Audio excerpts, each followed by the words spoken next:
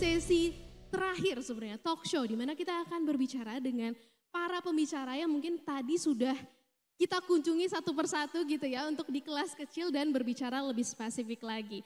Nah, untuk membuka sesi talk show kali ini, saya mau pantun dulu. Boleh dibantu ngomong cakep ya? Cikini ke gondang dia. Saya Tiffany, salam kenal semua yang berbahagia. Boleh kasih tepuk tangannya? Oke.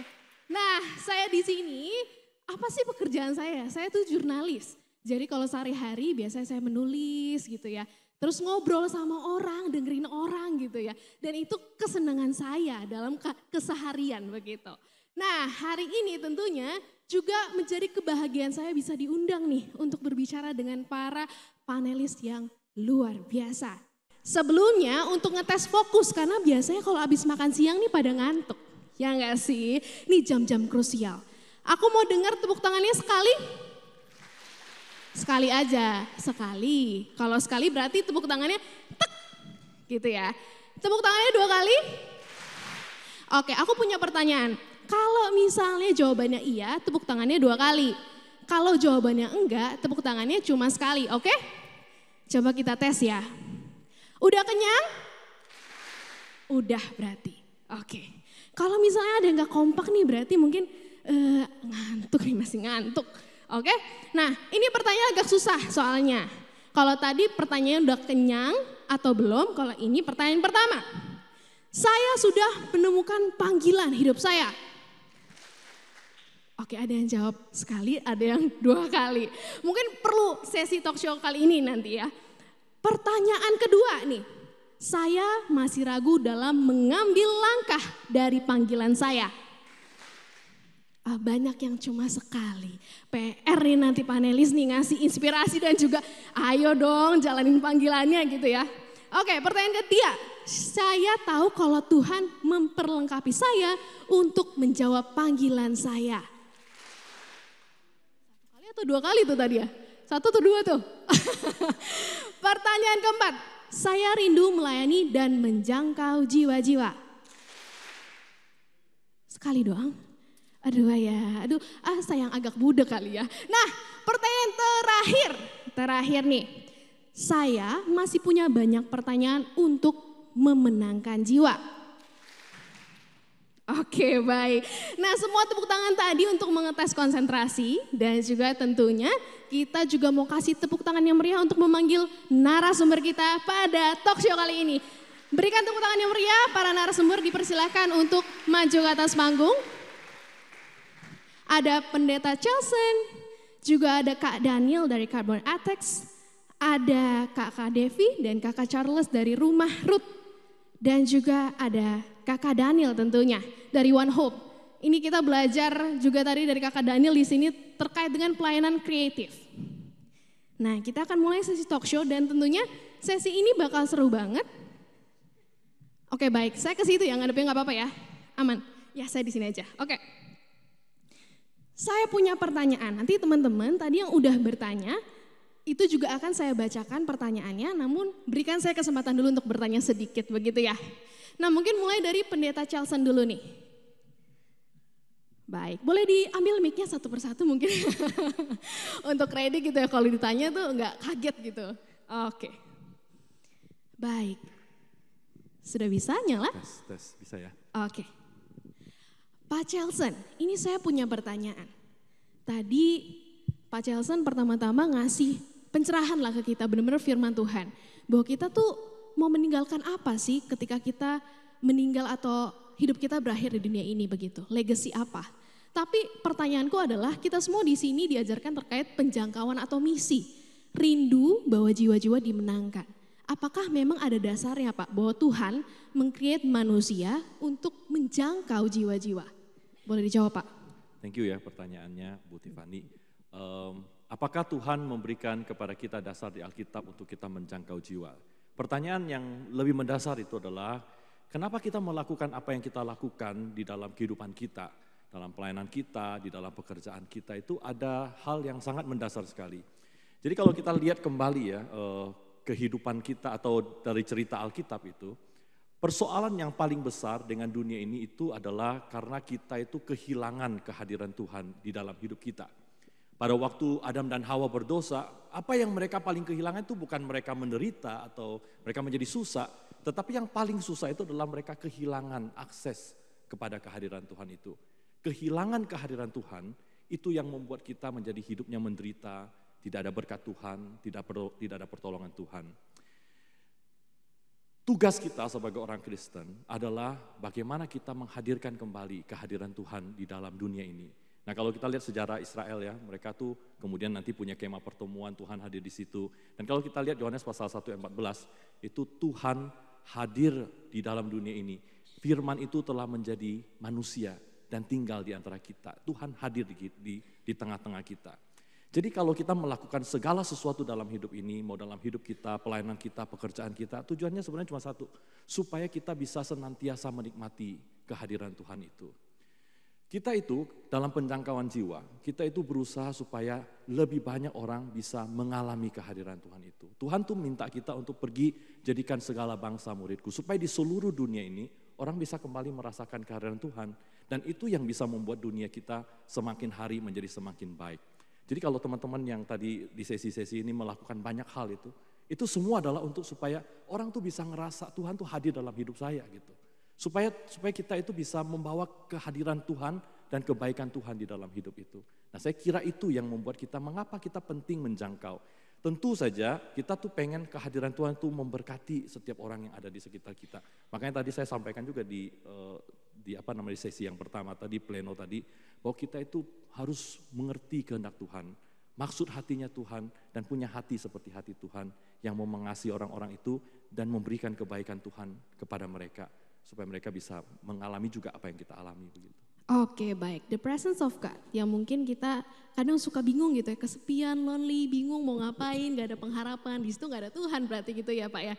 Nah, aku mau lanjut ke pertanyaan berikutnya nih. Gimana cara menemukan mereka itu? Siapa yang kita layani? Mungkin boleh dijawab dari Kak Daniel dulu. Kak, gimana cara menemukan media dan juga segmen untuk siapa sih yang seharusnya kita layani? Target audience kalau kata-kata pembisnis begitu ya. Itu mulai dari mana sih? Oh oke, gue mau nyelesain masalah ini dan dia yang mau gue jangkau. Pertanyaannya bagaimana kita bisa menemukan ladang pelayanannya kita. Itu sesederhana kita ngelihat orang-orang yang Tuhan taruh di sekeliling kita. Dan kemudian itu adalah orang-orang yang bisa kita jangkau. Jadi mulai dari orang-orang terdekat, mulai dari papa, mama, keluarga, adik, mulai dari mbak, mulai mungkin dari asisten rumah tangga kita. Itulah orang-orang yang bisa kita jangkau secara lingkup fisiknya kita. Tapi kan sekarang kita udah masuk ke zaman dunia digital ya. Satu orang yang bisa kita jangkau adalah ya lingkungan friend list-nya kita, teman-temannya kita. Itu paling sederhana, paling gampang ya. Kalau kita mau lebih jauh lagi teman-teman, itu kalau kita bicara soal penjangkauan, orang-orang yang mau kita jangkau, itu ada orang-orang yang masih belum percaya, kita bisa menjangkau mereka dengan cara kita buat konten-konten yang bisa memicu pertanyaan atau bisa membuat mereka mengeksplor tentang kekristenan. Satu hal yang paling di konten yang saya bikin, satu hal yang begitu banyak mendapatkan respon dari sepupu kita, itu adalah ketika kita bikin konten, apa benar Tuhan, Yesus itu Tuhan. Wah itu langsung banyak, itu konten-konten percakapan yang masuk. Cara sederhana kayak begitu aja, itu bisa kok menjangkau. Jadi kita mesti lihat tingkapan-tingkapannya. Yang pertama circle terdekatnya kita, kemudian itu dari keluarga dan orang-orang yang kita bersinggungan tiap hari. Yang kedua adalah friendship circle-nya kita, yaitu orang-orang yang Tuhan taruh ditempatkan di dalam lingkungan pertemanannya kita bisa identifikasi siapa aja. Kemudian yang ketiga, kita tahu berdasarkan data, we are minority, 88% itu masih belum percaya. So that is someone yang bisa kita jangkau juga.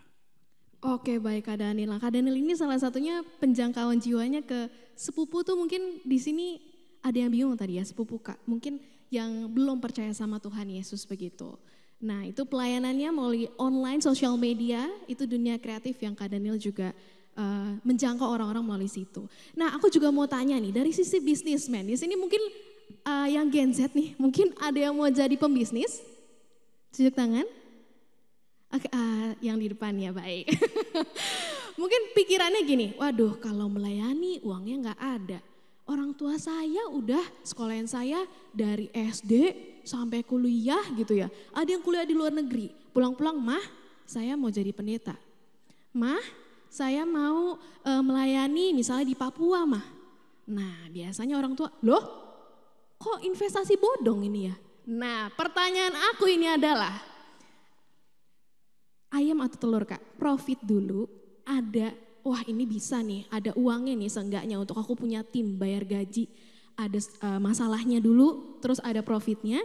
Terus atau misalnya enggak deh, Tuhan udah panggil aku nih. Tuhan udah panggil aku untuk jadi ini, nanti masalah ada uang atau enggak, ada yang bantu atau enggak, itu masalah lain.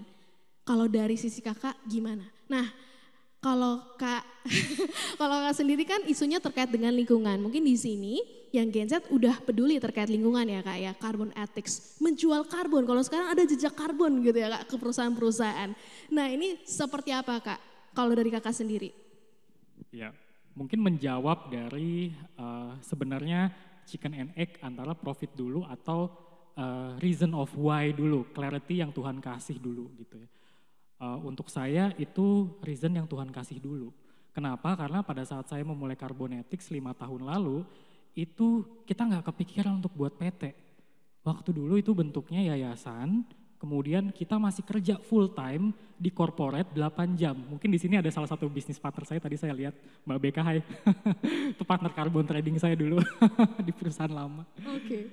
Saya 8 jam kerja, kemudian 8 jam kemudian ngerjain Carbonetics. Wow. Gitu. Dan weekend saya masih ke gereja sih pada saat itu gitu ya. Sabtunya saya Sekarang ke pulau. berarti... Sekarang puji Tuhan melayani. Oh, Dulu iya, kayak baik. cuman gereja ya udah terus okay. pulang gitu ya. Sekarang melayani Melayani, di gereja, puji Tuhan. ya. Hari Sabtunya saya harus ke pulau, Okay. ketemu sama petani, berbicara tentang menanyakan sebenarnya mereka butuh apa. Yeah. Gitu. Jadi pada saat Tuhan kasih saya suatu isu, itu sebenarnya isu itu yang saya harus loyal gitu. Problem apa sih yang mau saya solve in this world? Oke. And it's about climate crisis. Mau nanti climate crisis caranya tadi ya dengan menjual karbon atau menanam pohon atau nanti ada renewable energy, it doesn't matter. Yeah. The matter is that what's God visions that embed into me, that's I need to obey. That's it. Oke, nice. Boleh berikan tepuk tangan? Tadi jawaban yang tadi juga gak kalah keren ya, cuma nggak tepuk tangan yang lainnya. Oke, berarti kita harus, kok jadi marah saya Kak audiensnya. Jadi kita ini harus menemukan misi dulu ya Kak, apa yang Tuhan taruh dan di situ juga pasti ada skill kakak dulu sebelumnya. Kakak dulu kerja di salah satu perusahaan FMCG, jadi sudah bisa memetakan terkait dengan solusi dan network juga. Is that true? Di backgroundnya dulu ini kebetulan ada senior saya di sebelah saya. Oke, baik. Sama-sama kampusnya dulu kami sama-sama anak teknik, kemudian saya di consumer goods, kemudian di bidang investasi impact gitu. Wah keren. Oke. Di ITB ya, mungkin aku boleh spill di sini. Ada anak ITB mungkin? Nggak ada, nggak apa-apa. Nah, aku mau langsung ke pertanyaan berikutnya nih. Kalau ini tadi terkait dengan dari sisi, oke, berarti ternyata bisa ya kita menjawab atau obey dulu panggilan Tuhan, setelahnya mungkin ya bukan mungkin, pasti Tuhan cukupkan if memang kita menyelesaikan permasalahan yang Tuhan taruh untuk kita menjadi terang di situ. Dan pertanyaan aku berikutnya, udah dijawab nih Kak, udah aku jalanin ya kan. Tapi ternyata nolong orang yang gak mau ditolong tuh susah banget ya kan. Nah aku mau tanya sama Kak Devi dan juga Kak Charles. Kak Devi dan Kak Charles ini dengan kalau menurut aku hatinya sangat besar gitu ya. Menolong ibu yang mungkin tidak mengharapkan kehamilan dan juga anak-anak yang mungkin gak pernah memilih untuk lahir dari ibu siapa. Tapi mungkin gak mendapatkan nutrisi dan juga gak disambut dengan sukacita kehadirannya. Nah aku mau tanya Kak, tantangan terbesar Kakak dalam menolong orang yang mungkin bisa dibilang kalau kita malu gitu ya, kalau seorang ibu yang tidak menginginkan kehamilan kan pasti malu tuh. Itu gimana tantangannya dan juga menanggapi orang sekitar yang mungkin juga, wah ini apaan nih misalnya, rumah apa nih kok nampung orang-orang yang kami aja menolaknya, kok dia menerima, apakah melegalkan kehamilan yang tidak diinginkan ini atau seperti apa tantangannya Kak? Orang Susah pertanyaannya, cuma boleh dijawab. Nah, eh, tantangannya mungkin ada dua, Oke. internal, eksternal ya. Kalau internal itu lebih ke kitanya, hati kita. Ya. Yang kedua adalah kalau eksternal itu yang tadi Ya. berbagai tantangan. Contoh kami melayani anak yang umur 11 tahun gitu ya. Gimana sih supaya apa aja yang harus kita tolong gitu. Kan itu banyak. Ya. Dulu kan kita berpikir itu hanya untuk ibu wanita atau perempuan yang mengalami kehamilan tidak diinginkan saja. Ya. Ternyata buntutnya panjang gitu ya. Buntutnya panjang ya, ternyata ngurusin kelahiran, ngurusin bayinya, Ya. konseling, harus kembali ke keluarganya kah atau harus diadopsi dan sebagainya. Kalau eksternal sih kayak dulu itu pernah coba diusir karena dianggap melegalkan seks. Karena budaya di Indonesia kan pembawa aib ya, Ya. para wanita ini. Tapi kami percaya bahwa Tuhan sendiri yang merindukan atau menghargai kehidupan. So tantangan terberat justru di dalam, menurut saya. Karena kadang-kadang kita bisa aja berfokus pada ya kehidupan kita sendiri gitu. Kalau tadi istri saya share, ya kayak nggak punya masalah ya ngurusin masalah orang lain gitu ya. Nah kembali ke hati kitanya gitu ya. Ya. Saya masih ingat ketika satu hari dituduh, terus coba digusir. Yang paling dipermasalahkan Tuhan hati kita, gitu ya. Saya ingat hari itu kami di sidang, lalu saya sejujurnya marah besar. Itu sampai saya nggak tidur hanya untuk nyari kesalahan mereka. Saya pengen hancurin semua karir pejabat-pejabat ini. Tapi kami nggak pernah lupa pagi itu kami berdoa. Kami merasa Tuhan seperti ngomong lah, kamu nih kurang kasih. Problem itu yang akhirnya membuat saya justru yang selama bertahun-tahun kami berdoa untuk Indonesia ternyata terbukti kurang kasih. Ya. Akhirnya kami bertobat, kami minta kasih Tuhan. Tuhan sendiri yang buka jalan, akhirnya singkat cerita semua bisa diselesaikan. Jadi yang terutama itu hati sebenarnya, itu yang paling ini sih menurut saya. Oke, thank you Kak Chelson. Mau ditambahkan Kak Devi? Ya tadi udah ya suami saya ngomong tantangan terbesar itu adalah hati kita gitu. Mungkin kalau orang ngomong, wah ngurusin bayi sebanyak itu uangnya dari mana? Itu tantangan eksternal sebenarnya. Tapi saya ngalamin kalau saat saya lagi khawatir terus pikiran mulai jalan ya, jualan ini, jualan itu, jualan A, B, C gitu ya. Itu tiba-tiba ya keuangannya mandek gitu.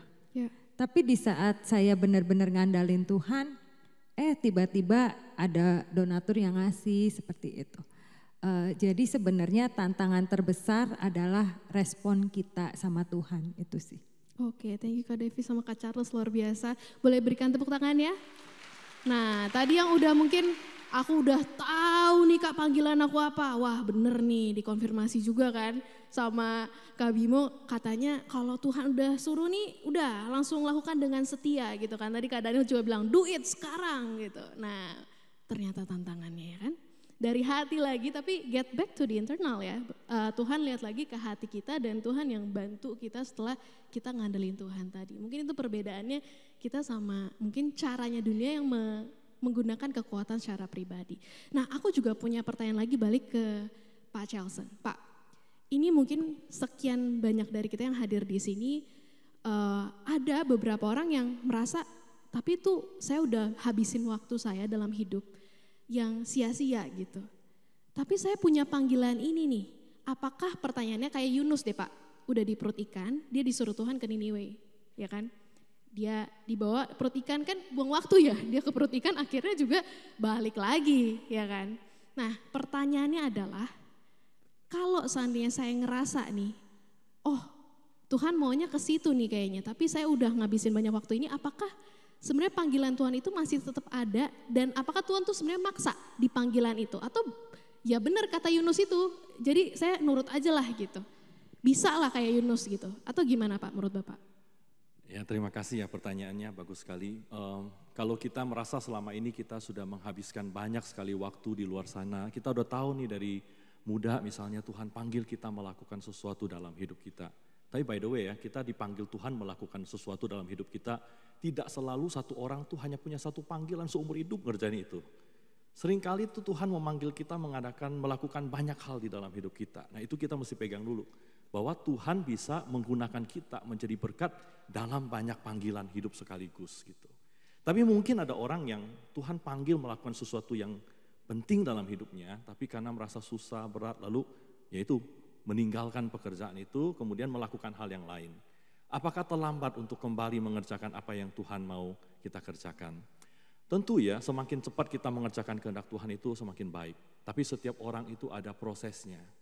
Dan di dalam proses itu sebenarnya bukan tujuan akhirnya atau hasilnya yang Tuhan mau, tetapi perjalanan proses itu juga adalah pembentukan Tuhan untuk kita. Misalnya ya cerita Musa, 40 tahun ada di Mesir menjadi pangeran, lalu membunuh orang Mesir karena ingin menyelamatkan orang Israel, lalu pergi melarikan diri, menggembalakan domba 40 tahun lagi. Baru setelah itu kembali untuk memimpin bangsa Israel keluar dari tanah Mesir. Melakukan pekerjaan yang besar. Apakah semua itu menjadi sia-sia? Harusnya lebih mudah, ya lebih gampang ngerjain segala sesuatu. Kan tidak.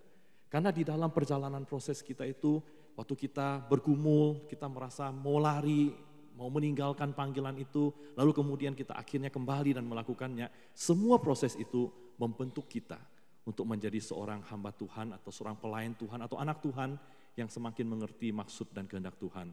Dan di dalam pergumulan itulah karakter kita itu menjadi dibentuk, rasa cinta kita itu juga semakin dibentuk kepada Tuhan. Apakah Tuhan maksa kita untuk melakukan kehendak Tuhan? Saya kira Tuhan tidak pernah paksa siapa-siapa. Kalau kita nggak mau melakukan kehendak Tuhan juga silakan saja sebenarnya. Ya, nggak pernah ada Tuhan paksa-paksa bagaimana sebenarnya. Walaupun dalam kasus-kasus tertentu Tuhan bisa membuat orang harus melakukan sesuatu. Namanya juga Tuhan. Kalau dia mau suruh kita apa, kalau dia mau suruh kita paksa juga bisa-bisa aja menurut saya. Tapi secara umum menurut saya tidak melihat di Alkitab Tuhan tuh maksa kita mesti ini, mesti itu. Enggak juga. Tuhan panggil siapa yang mau, dia yang kerjakan.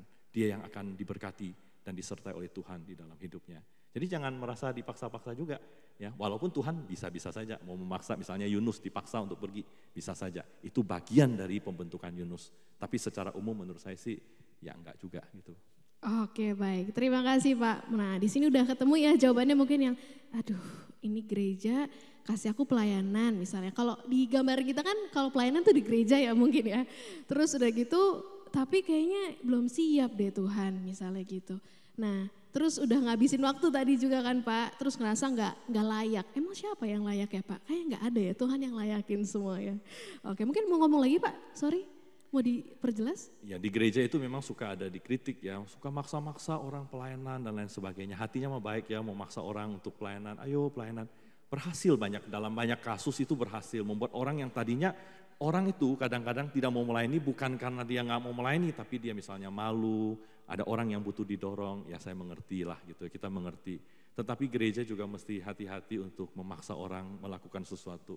Tapi di dalam kadang-kadang perlu didorong sedikit gitu untuk pergi melayani Tuhan, perlu dikuatkan untuk pergi melayani Tuhan. Nah, saya kira seperti itu sih oke-oke saja. Tapi kalau orang memang betul-betul tidak mau melayani Tuhan, saudara nggak usah paksa-paksa. Tuhan buka panggilan siapa yang mau melayani. Makanya Yesaya itu panggilannya, siapa yang mau pergi untuk aku. Yesaya harus mau ngomong sendiri, aku mau pergi untuk Tuhan. Kalau enggak, apa yang kita lakukan itu enggak ada artinya. Pelayanan yang dipaksa, ya kita ayo ikut mission trip semua ikut, ya nggak bisa nggak mau, ayo pokoknya. Nah kalau kayak begitu, apa yang dilakukan nggak ada artinya di mata Tuhan. Karena melakukan pelayanan dan pekerjaan Tuhan itu harus dilakukan karena orang itu punya hati yang mengasihi Tuhan dan ingin melakukan apa yang Tuhan mau. Saya kira begitu ya. Oke baik, terima kasih Pak Shelson untuk penjelasannya kembali. Dan tentunya tadi dibilang bahwa panggilan itu terus berubah gitu ya. Jadi bukan kalau hari ini mungkin ada yang kerja sebagai founder dan juga CEO dari Carbon Ethics. Nanti mungkin kemudian pas sudah tua nggak mungkin ngejalanin itu misalnya. Jadi seorang punya cucu-cucu gitu ya, kakek, terus setelah itu mikir dong, loh panggilan Tuhan apa ya ini ya. Kok sekarang udah nggak jadi founder lagi yang kayak dipanggil di panggung-panggung gitu kan. Jadi pertanyaan lagi kan, untuk apa aku hidup setelah panggilanku selesai yang kemarin gitu. Nah ternyata panggilan Tuhan tuh bukan cuma sekedar title kita yang hari ini nih yang jadi identitas kita, teman-teman. Nah sekarang daripada aku yang nanya terus gitu, sebenarnya aku punya banyak pertanyaan tapi kita bisa ngobrol lagi.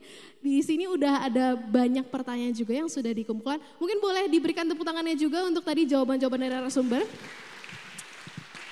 Oke, kita bacakan pertanyaannya, mungkin boleh ditampilkan. Wah, saya bacakan aja. Untuk Kak Daniel dulu. Jika mau melayani di digital ministry, terutama sebagai online missionary, tetapi merasa diri sendiri belum stabil, burnout, bahkan perlu di-counseling. Should I look for treatment for myself first? Gimana nih Kak? Oke, saya bantu jawab dari pengalaman pribadi saya ya. We cannot give what we don't have. Kita nggak bisa berikan apa yang kita nggak punya. Tadi saya ada ngobrol dengan salah satu teman di sini. Kalau kita hanya merasa kekeringan, gimana kita bisa memberkati orang lain melalui kekeringan kita?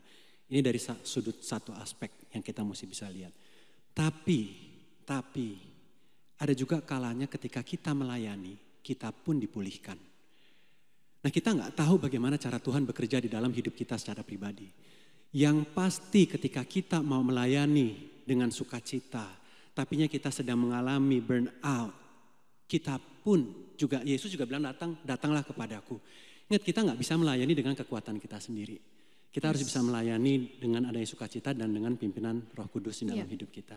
So I think jawabannya nggak sesederhana, sembuhin diri dulu sendiri. Kalau kayak gitu, kita semua ini nggak ada yang tadi dibilang, kita nggak ada yang sempurna untuk mulai melayani. Kita sendiri pun juga dalam proses untuk dilayani. Dan inilah luar biasanya ketika kita mau melayani, bahwa kita pun sendiri akhirnya terlayani. Itu. Nice, boleh berikan tepuk tangannya? Terima kasih Kakak Daniel. Seringkali kalau burnout tuh sering gak sih guys? Kayak ini ngomong sama anak Gen Z ya. Masih Gen Z nih aku nih. 97. Jadi kalau burnout yang ngerasa langsung aduh kayaknya aku anxiety atau gimana gitu kan. Self diagnose kayak gitu. Iya sebenarnya mungkin cuma butuh istirahat sebentar gitu ya. Ataupun tanpa mengurangi rasa kayak wah kakak nih mengecilkan penderitaanku gitu ya. Tapi terlepas dari itu intinya pelayanan itu bukan ngandelin kekuatan kita gitu ya Kak. Karena kita tuh terbatas banget sebagai manusia. Tapi memang benar, saya nggak meminimalisir orang-orang yang mengalami burnout. But when you are burnout, rest, istirahat. Don't quit, rest. Find your solitude dengan Tuhan berarti ada titik yang tidak seimbang dalam kehidupan pribadi kalian dengan Tuhan juga. Kita ngelihat nabi-nabi besar pun juga ada yang mengalami stres, kabur. Itu sampai akhirnya Tuhan pulihkan dia. Betul. And I think it's a normal thing ketika kita masuk dalam pelayanan. Thank you Kak Daniel. Nah kita lanjut ke pertanyaan berikutnya ya Kak. Mungkin boleh ditampilkan juga. Nah ini untuk semua panelis. Secara kognitif saya merasa sudah mendapat visi dari Allah. Tetapi ketika diperhadapkan dengan realita rasanya sulit sekali. Sehingga sempat hilang arah dan ragu tentang visi yang sempat saya yakini. Bagaimana caranya bisa kembali teguh mengikuti panggilan Allah, menajamkan visi, atau menyegarkan visi yang Allah taruhkan bagi kita? Mungkin boleh dari sebelah saya dulu nih Kak Bimo, boleh dijawab Kak. Halo, tes. Saya baru tahu bahwa saya punya panggilan untuk sustainability, climate change itu dari kuliah. Saya nggak tahu waktu itu kuliahnya geofisika, tiba-tiba aduh kayaknya nggak pengen tugas akhirnya oil and gas gitu, pengennya geothermal waktu itu. Saya nggak tahu itu adalah salah satu energi yang memang sekarang lagi di develop gitu ya. Saya ya udah pengen itu aja. Kemudian dari situ saya kerjanya nggak di situ dan tiba-tiba aja ada kesempatan untuk bikin youth movement pada saat itu tentang renewable energy. Makin ke situ ternyata nggak cocok sama orang-orangnya, ganti lagi dan akhirnya ketemu sama co-foundersnya Carbon Ethics. Jadi pada saat kita dipanggil gitu ya. Jadi sebenarnya kita juga ngetes gitu ya. Misalnya kita dapat visions dari Tuhan, oke kamu ngerjain ini. Tapi itu kan nggak instan. Tadi kata pendeta Charleston juga, it's about process. Kita harus ngetes itu, doain terus gitu ya setiap hari. Ini benar nggak sih Tuhan gitu. Dan itu saya baru dapat jawaban, ya kamu full time Carbonetics itu 9 tahun. Saya baru punya guts, yes Bimo, this is your time. Kamu full time, itu 9 tahun. So it's not instant, it's about process. It's about process. Thank you Kak Bimo. Kak Devi atau Kak Charles? Iya, kalau menurut saya ya, sewaktu kita dapetin visi sama Tuhan, kadang pikiran kita mulai jalan, akhirnya kita bingung arah. Tapi sewaktu kita dapat visi dari Tuhan dan just obey, seperti kayak anak kecil, obey aja gitu ya, taat aja sama Tuhan, step by step, di situ Tuhan bekerja gitu. Nah, terkadang kita hilang visi karena otak kita mulai bekerja dengan kekuatan kita sendiri gitu. Bahkan dengan pikiran-pikiran sendiri, harusnya gini, harusnya ini gitu ya. Balik lagi sama Tuhan, datang lagi sama Tuhan. Dan itu yang sebenarnya kami di Romarut 14 tahun kami lalui sampai hari ini. Kadang-kadang kami hilang arah, harus balik lagi sama Tuhan every day. Itu dari saya. Oke, thank you Kak Devi. Balik lagi sama Tuhan every day ya Kak. Oke, kalau Kak Charles gimana Kak caranya Kak? Di Efesus 2 ayat 10 dibilang kan, karena kita ini buatan Allah, diciptakan dalam Kristus Yesus untuk melakukan pekerjaan baik yang disiapkan Allah sebelumnya. Jadi yang nyiapin Tuhan loh. Jadi kalau kita mau kembali ke visi, ya kembali yang ngasih. Connect-nya sama Tuhan. Nah kadang-kadang kenapa kita kehilangan visi yang tadi, tanpa sadar kita ngandalin kekuatan kita. Kita mulai lihat ke kiri dan ke kanan. Ya kadang kita mengandalkan kehebatan kita. Tapi kan yang bosnya ini Tuhan ya. Jadi kita perlu balik ke Tuhan gitu, ini yang paling penting. Terus gimana kalau kehilangan dan ya kembali ke Tuhan juga. Begitu ya. Kekuatan dari mana? Kembali ke Tuhan. Saya percaya bahwa yang terutama itu adalah visi dan hati Tuhan ini harus kena. Ada kita wariskan gitu ya. Saya kira itu yang paling penting ya. Oke, thank you Kak Charles. Mengandalkan Tuhan. Silakan Pak Charleston. Ya, kalau dari saya sering ketemu, ini kalau konteks saya adalah saya ngajar di sekolah teologi. Biasanya orang tuh suka bergumul kalau mau jadi pendeta tuh bagaimana gitu. Udah kerja, ada anak, ada istri, ya, terus mau sekolah teologi mesti full time gitu. Jadi bergumul, bagaimana punya visi tetapi menjalankannya itu susah. Nah ini pergumulan banyak sekali orang, bukan hanya jadi pendeta tapi jadi yang lain juga. Saya biasa memberi 3 nasihat. Ya, yang pertama berdoa sama Tuhan untuk supaya Tuhan buka jalan. Kita itu seringkali underestimate the power of prayer. Kita pikir kita bisa melakukan sesuatu. Tapi yang pertama kita mesti pray, kita mesti doa sama Tuhan. Supaya kesulitan-kesulitan kita untuk menjalankan visi itu, Tuhan bisa singkirkan dan Tuhan buka jalan buat kita. Itu yang pertama. Prayer is very powerful. Jadi kalau kita nggak ada jalan, kita mesti doa dulu. Itu yang pertama. Kedua, visi itu bisa kadang-kadang rasanya lemah. Itu karena kita tidak surround ourselves itu di dalam sebuah komunitas yang betul-betul mencintai Tuhan dan berjuang bersama-sama untuk memenuhi panggilan Tuhan dalam hidup kita. Kalau kita punya komunitas seberapa kecil itu pun, itu kalau mereka adalah orang-orang yang mendukung kita untuk mencari kehendak Tuhan, melakukan kehendak Tuhan, di situ baru kemudian iman kita dan visi kita itu diperjelas dan dipertajam. Tadi pertanyaannya kan bagaimana visi kita dipertajam? Kita harus dalam sebuah komunitas yang sama-sama mencari kehendak Tuhan dan punya hati yang sama untuk melakukan kehendak Tuhan. Jadi kalau kita nggak punya, ya nggak heran kalau kita makin lama kok rasanya kok makin lemah imannya, makin jauh dari Tuhan, makin tidak mau melakukan kehendak Tuhan. Itu yang kedua. Yang ketiga, orang tuh selalu pikir kalau kita mau melakukan kehendak Tuhan, dipanggil Tuhan untuk jadi apa gitu, harus langsung. Nah itu menurut saya itu sesuatu yang belum tentu benar lah gitu. Kalau mau tidak dibilang tidak benar gitu. Tuhan itu seringkali panggil kita untuk melakukan sesuatu, tetapi waktunya itu belum tentu saat ini juga. Itulah sebabnya kalau orang visinya itu udah yakin betul, jelas betul dia mau melakukan itu, tetapi jalannya belum ada, at least dia bisa persiapan. You nggak mesti full fledged untuk melakukan itu dulu, tapi you bisa persiapan. Persiapannya apa? Misalnya contohnya ya hamba Tuhan ya, kalau kamu belum bisa masuk sekolah teologi tahun ini, kamu bisa persiapan nggak? Bisa. Baca Alkitab yang baik, pelayanan sekolah minggu yang baik, pelayanan WL, belajar menyampaikan firman Tuhan di gereja. Kan nggak mesti jadi mahasiswa teologi untuk melakukan itu semua. Betul. Kalau mau seperti Pak Bimo misalnya, carbon ethics, mau sustainability, nggak mesti langsung harus bikin PT kan. Ya, mesti mulai dari hal-hal kecil untuk memupuk rasa dan mempertajam visi itu, melihat, menguji betul-betul nggak saya akan melakukan ini secara full time. Jadi tiga advice itulah dari saya. Oke, thank you. Jadi tadi ada tambahan lagi selain berdoa, tadi juga proses juga penting, komunitas tadi ya. Jadi berkumpullah dengan orang-orang yang juga bisa mempertajam panggilan itu. Kalau di conference atau seminar-seminar dibilang, coba list 5 teman kamu terdekat. Di situ kamu bisa tahu tuh mungkin masa depan kamu kemana gitu ya. Supaya pola pikirnya kurang lebih sama gitu. Nah kalau Kak Daniel gimana nih Kak? Kan udah dijelasin sama dosen STT ya. Saya nambahinnya sedikit deh. Ada 2 halangan, ini dari pengalaman pribadi saya ya. Ada 2 halangan ketika saya menjalankan visinya Tuhan itu, ada yang membuat saya langsung stop. Halangan yang pertama itu karena saya ngelihat visinya Tuhan itu di sini buat saya, skillnya saya masih di sini. Ini ada gap besar nih antara visi Tuhan buat saya dan buat Anda kemungkinan dan kemampuan saya yang sekarang ada.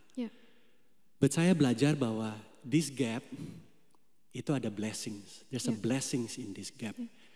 This blessing adalah kedekatan saya yang bertambah dengan Tuhan. The moment saya mengakui bahwa Lord, I don't know how to do this. I have no idea, I don't understand. Who do I run to?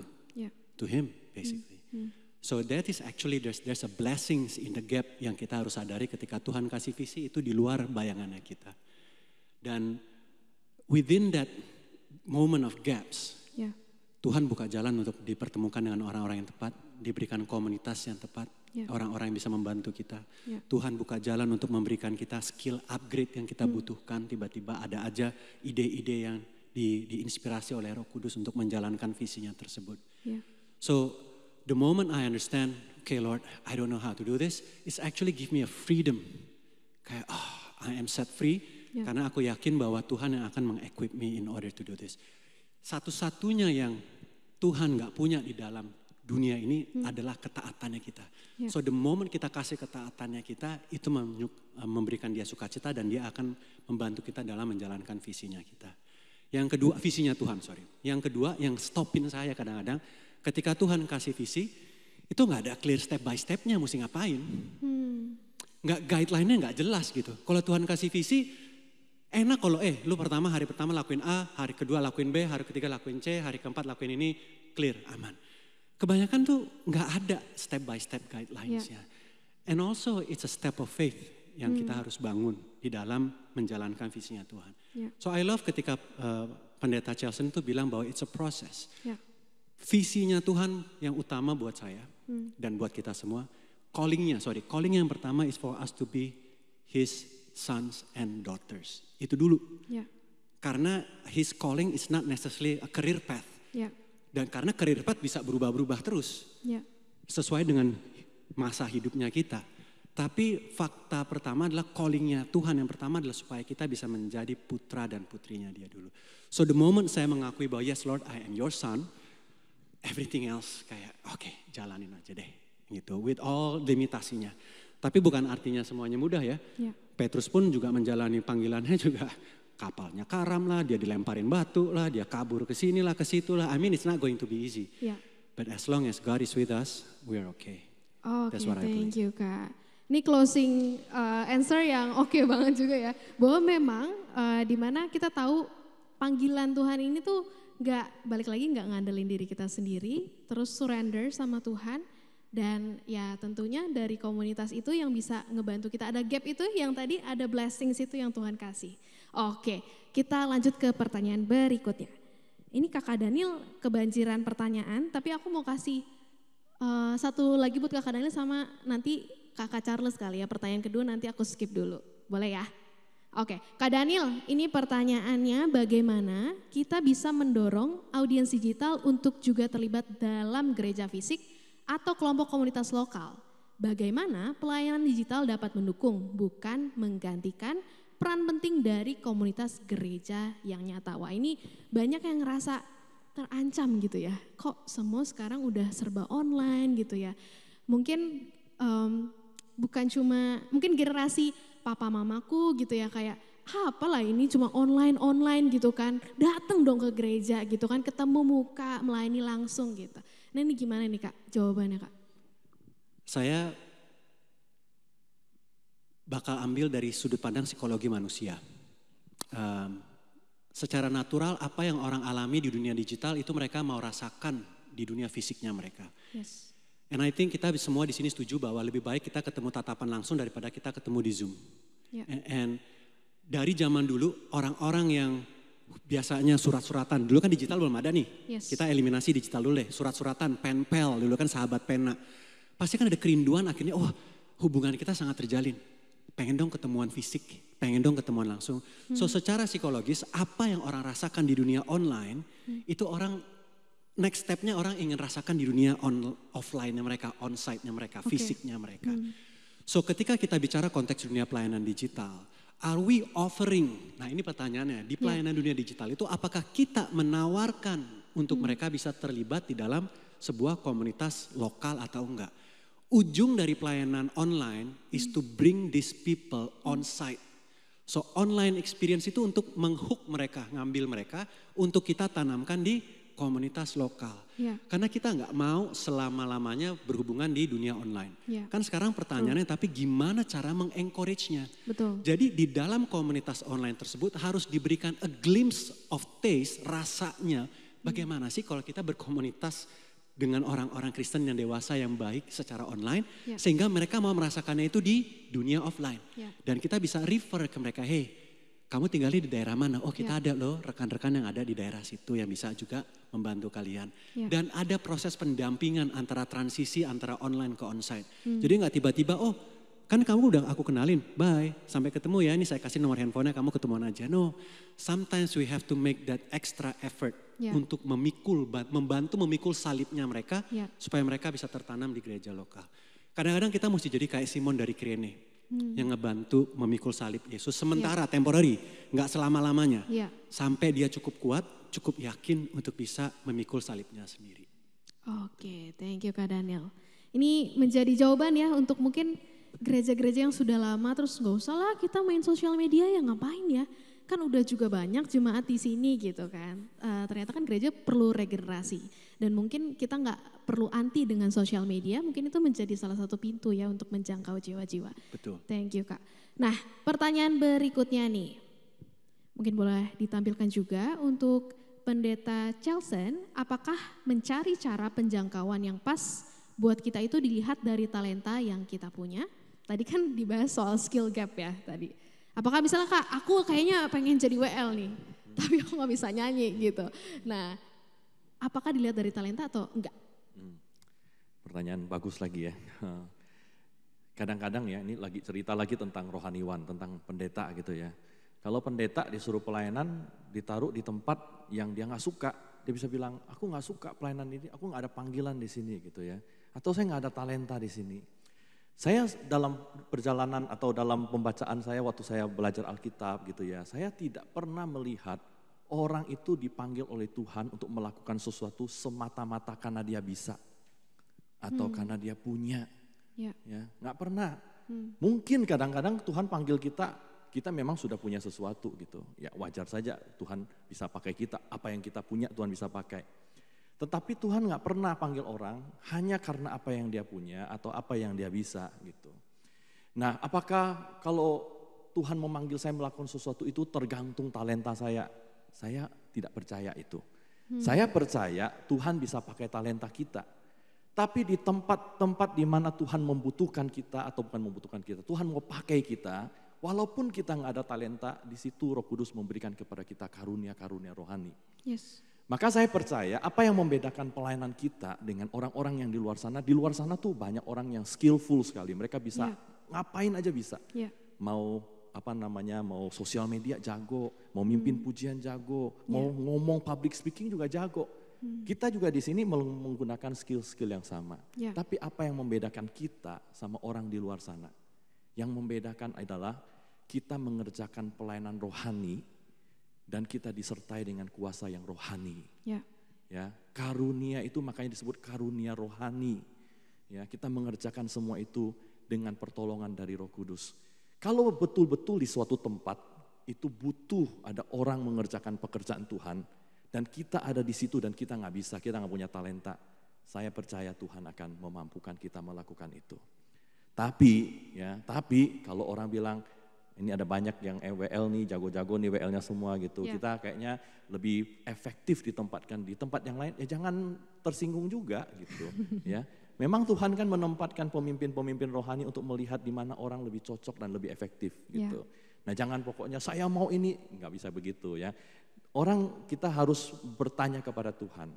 Tuhan mau saya ada di mana? Kalau Tuhan mau kita di sana, Tuhan akan kasih kemampuan buat kita. Tapi kalau Tuhan nggak mau kita di sana, ada kemampuan pun jangan pernah lakukan. Karena Tuhan tidak berkenan. Oke, terima kasih Pak. Nah ini udah satu tingkat lebih lagi gitu ya. Boleh berikan tepuk tangan? Bahwa emang ternyata talenta yang Tuhan kasih ini belum tentu menjadi panggilan hidup kita gitu ya. Oke, berarti harus peka, balik lagi tadi tanya Tuhan lagi. Nah ini pertanyaan untuk Kak Charles dan juga Kak Devi nih. Ada kira-kira 2 pertanyaan panjang nih Kak. Yang pertama, selain menampung ibu dan anak, apakah ada pelajaran atau penyampaian ke orang-orang mengenai hal menjauhi seks bebas atau seks sebelum nikah? Itu pertanyaan pertama. Pertanyaan kedua, selain kisah sukses mengenai anak yang diadopsi oleh orang-orang baik, apakah ada kisah mengenai anak-anak yang kurang beruntung? Mungkin pertanyaan pertama dulu Kak. Kalau kita melayani perempuan dengan kehamilan yang tidak diinginkan itu udah kompleks. Jadi masalahnya itu udah holistik gitu ya. Masalahnya udah kompleks karena bicara tentang kesehatan ibu, dampaknya itu ada dampak fisik, dampak psikologis daripada ibu dan dampak sosial misalnya dikeluarkan dari sekolahan. Lalu juga kita ada dampak daripada anak janin yang di kandungan gitu, itu juga akhirnya menjadi masalah yang kompleks. Belum lagi misalnya orang tuanya, faktor orang tua gitu ya. Kalau anaknya diasuh harus bagaimana? Apakah orang tuanya mendukung atau tidak? Jadi kakek neneknya itu mendukung atau enggak gitu. Akhirnya masalahnya jadi kompleks gitu ya. Jadi yang kami lakukan adalah kami melakukan preventif, langkah-langkah preventif sebagai langkah-langkah di mana seperti penyuluhan ke gereja, ke komunitas seperti itu, ke media sosial supaya ya tidak terjadi yang namanya kehamilan di luar pernikahan. Itu jadi itu kami cukup gencar karena kalau ditanya harapan Rumah Ruth apa sih, harapannya Rumah Ruthnya tutup. Gak ada lagi yang hamil di luar nikah. Wow, oke. Berikan tepuk tangan. Luar biasa, kalau pengusaha biasanya maunya makin banyak pengunjungnya ya. Ini malah pengennya tutup gitu. Karena kalau tutup berarti udah gak ada gitu ya kehamilan di luar dari yang tidak diinginkan gitu. Di luar pernikahan juga begitu ya. Oke, Kak tadi pertanyaan kedua Kak. Pertanyaan kedua tentang adopsi ya. Adopsi tadi pertanyaannya itu ada gak cerita tentang adopsi yang akhirnya ceritanya bagus, tapi yang satu lagi ada nggak yang nggak bagusnya gitu Kak? Kami sebenarnya mengurus proses adopsi itu kan baru ya, untuk di Indonesia sendiri ya kami baru 10 tahun terakhir inilah gitu. Jadi anak-anak kami yang baru diadopsi paling besar adalah anak saya usia 12 tahun.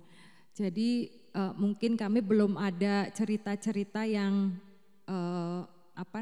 mungkin yang buruk seperti itu belum ada.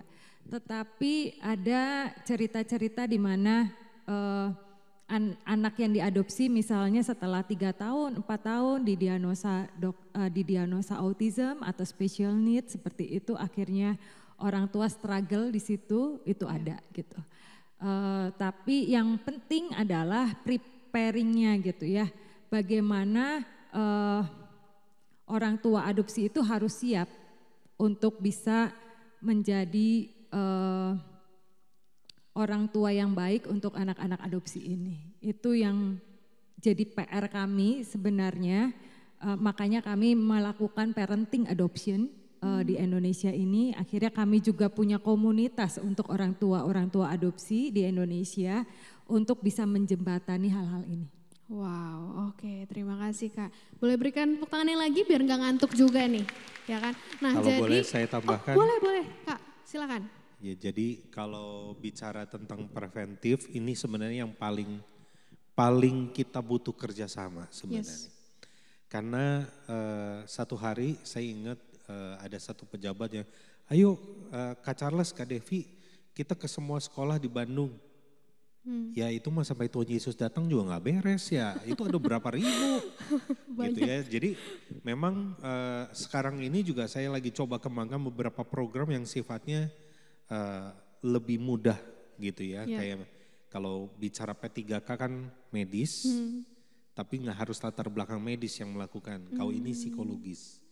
Karena rata-rata kami dapatkan secara psikologis itu orang tidak jadi bunuh diri maupun melakukan aborsi apabila dia bertemu seseorang dan orang ini mendengar.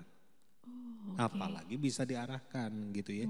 Jadi memang kami berusaha, tenaga terbatas, tapi rasanya kalau cuma ngandelin berdua nggak bisa. Seandainya rame-rame ya di ruangan ini kita berseru bersama-sama, jaga kekudusan, ya jangan free sex, ya karena dosa imoralitas adalah dosa yang paling merusak menurut saya. Di antara semua dosa yang lain. Rasanya kita akan lebih banyak menolong banyak orang, itu hal yang pertama. Yang kedua mengenai ada nggak cerita lain tentang anak adopsi yang akhirnya cerita buruk. Saya rasa terlalu banyak justru di luar yang hari ini stigmanya buruk tentang adopsi. Saya pribadi punya prinsip adopsi adalah konsep Tuhan. Dalam bahasa Inggris dibilang kita ini dapat yang namanya spirit of adoption. Sehingga kita bisa memanggil dia ya Aba ya Bapak. Itu di Roma ya. Alamatnya suka lupa. Tapi di Roma teman-teman bisa baca begitu ada ayat yang mengatakan kita bisa memanggil dia ya Aba ya Bapak. Dalam bahasa Inggris itu ditulis bahwa ada kata spirit of adoption. Atau ketika adoption pasti muncul. Jadi kita diadopsikan dalam keluarga Allah. Dan saya mau bilang begini. Justru ketika anak-anak seperti ini bertemu dengan orang tua yang cinta akan Tuhan, dia happy. Kenapa? Masa depan dia berubah. Itu alasan saya selalu kami menambahkan orang tua adopsi ini sebagai future changer, pengubah masa depan. Sama seperti Yakub mengutuk Lewi. Ya ini bapak mengutuk anak loh ya.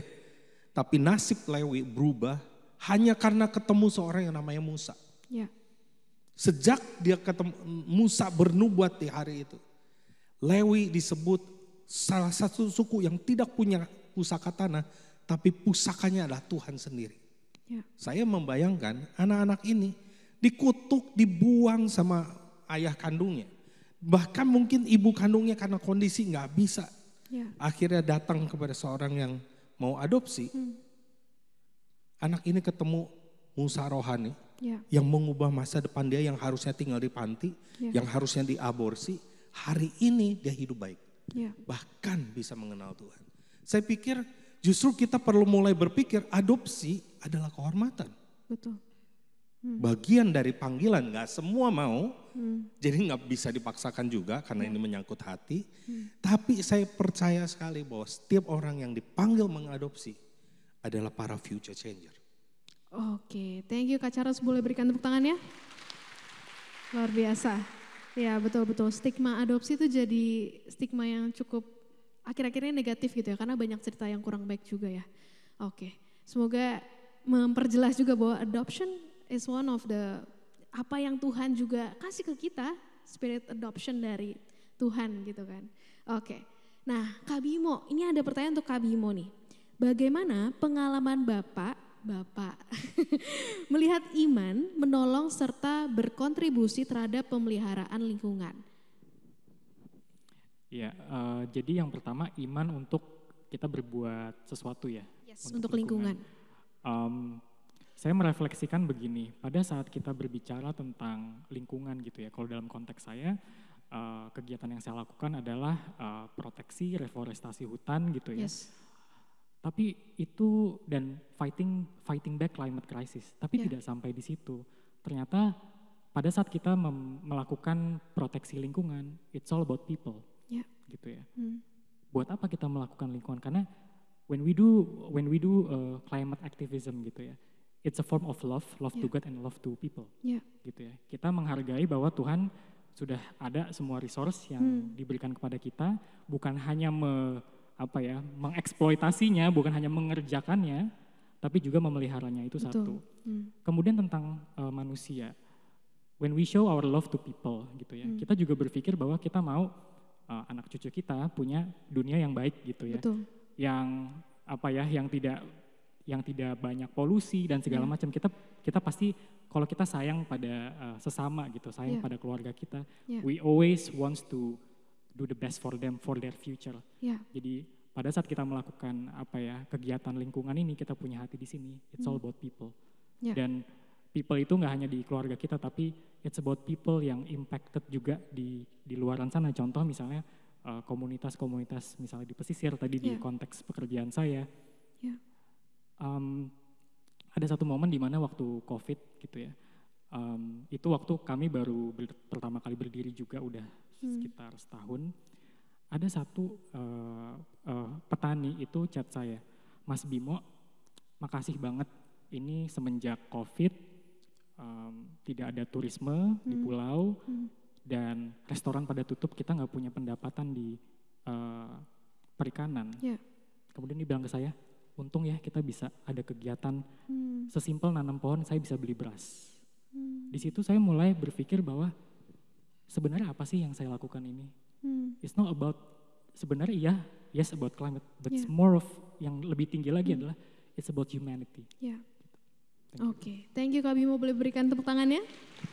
Jadi hubungannya sama lingkungan ya jelas ya, kalau setiap hari tadi di jalan kita ngirup, aduh polusi pagi-pagi nih rame banget gitu kan, sederhana itu. Atau mungkin di daerah-daerah lain di pedalaman sana yang sangat terdampak begitu ya, kan hasil tanah mereka itu dari situlah mereka dapat makanan gitu. Bayangkan kalau misalnya climate kita mengubah tanah yang ada di sana gitu kan, nggak menentu. Jadi ya kita butuhkan juga pencegahan, bukan pencegahan ya udah krisis sekarang. Seenggaknya penundaan supaya bumi kita ini tetap bisa kita kelola dengan baik, kita nikmati juga.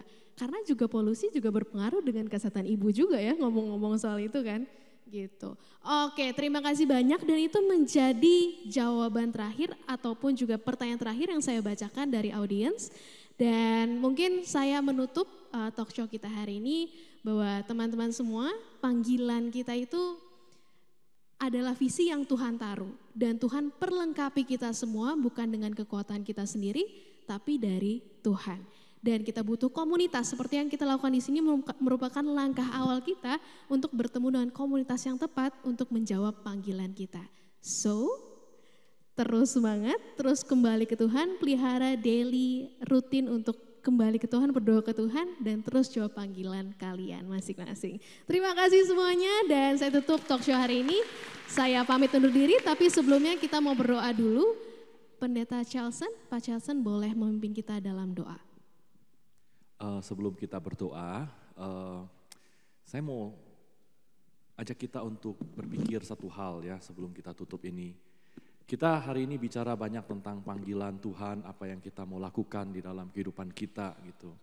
Tapi dalam pengalaman saya bertemu dengan orang-orang seperti saudara-saudara di sini, kita di sekolah teologi itu punya program namanya program Magister Ministry untuk orang yang belajar dari luar, pengen belajar Alkitab gitu.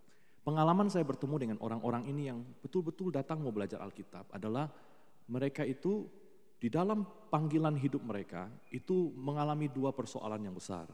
Yang pertama adalah mereka itu passion untuk bekerja buat Tuhan, tapi nggak tahu apa-apa tentang Alkitab. Jadi kalau mereka mengerjakan pelayanan sosial, itu waduh kerjanya luar biasa. Tapi nggak ngerti Alkitabnya, nggak ngerti apa yang Tuhan mau mereka lakukan. Atau mereka itu mengerjakannya, tahu Alkitab, tapi tahu Alkitabnya salah gitu. Ngerti Alkitab, ya, tahu dia isi Alkitab, tapi salah gitu. Sehingga memberikan aturan-aturan yang lebih strict daripada Tuhan. Ya, lebih kejam daripada lebih berat aturannya daripada yang ada di dalam Alkitab. Sehingga itu membuat panggilan dan pelayanan mereka itu menjadi tidak bisa menjadi berkat bagi banyak orang.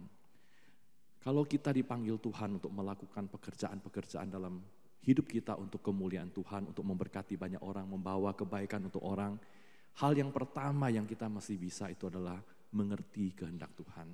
Itulah sebabnya saya yakin kita semua di sini orang-orang yang setia membaca Alkitab. Saudara adalah pembaca setia Our Daily Bread. Saudara belajar Alkitab, itu adalah modal paling besar supaya pelayanan kita itu menjadi pelayanan yang berkenan kepada Tuhan. Jadi kalau hari ini kita pulang, kita memikirkan panggilan pelayanan kita, hal pertama kita yang mesti pikirkan adalah Tuhan itu ngomong apa sama saya lewat firman Tuhan. Setiap hari berdoa kepada Tuhan, minta Tuhan berbicara kepada kita lewat firman Tuhan. Hanya dengan demikian panggilan kita itu bisa menjadi sungguh-sungguh panggilan yang datang dari Tuhan dan sesuai dengan kehendak Tuhan. Amin. Mari kita berdiri bersama, kita berdoa.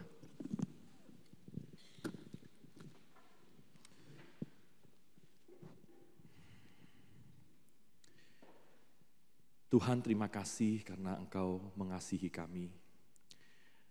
Engkau mati buat kami, Engkau selamatkan kami dari kehidupan kami yang lama yang tidak berkenan kepada Tuhan.